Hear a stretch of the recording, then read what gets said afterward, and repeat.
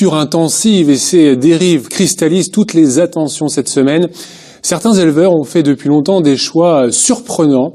C'est le cas d'un éleveur de volailles à Orgères-en-Beauce, en Eure-et-Loire. Il a décidé il y a 20 ans, plus de 20 ans, de ne pas donner de médicaments à ses volailles, mais des huiles essentielles en traitement préventif avec des résultats exceptionnels. Vous allez le voir, ces volailles, on les retrouve à la carte des plus grands restaurants parisiens. Vanessa Etienne avec Didier Lepape. Des poulets qui gambadent en plein air, qui ont une très bonne alimentation, des céréales produites sur l'exploitation. Jusque-là, rien de bien nouveau. Mais c'est du côté des abreuvoirs que réside toute la différence.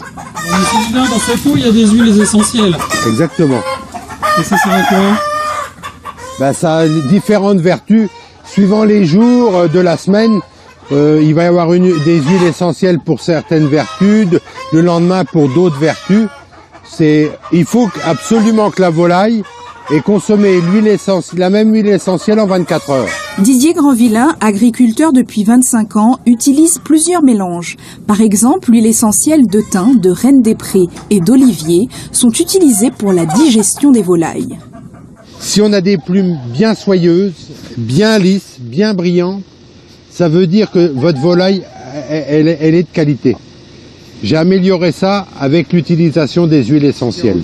Un élevage de 20 000 poulets sans aucun médicament. Les huiles essentielles sont utilisées en soins préventifs toute l'année avant qu'il y ait des maladies.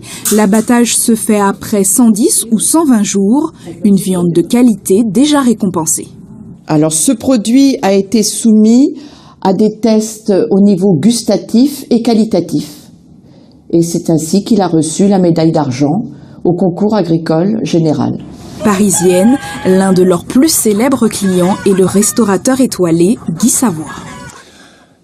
L'événement du week-end, les rendez-vous de l'histoire, 20e édition, près de 500 conférences et débats dans plusieurs lieux du centre-ville de Blois.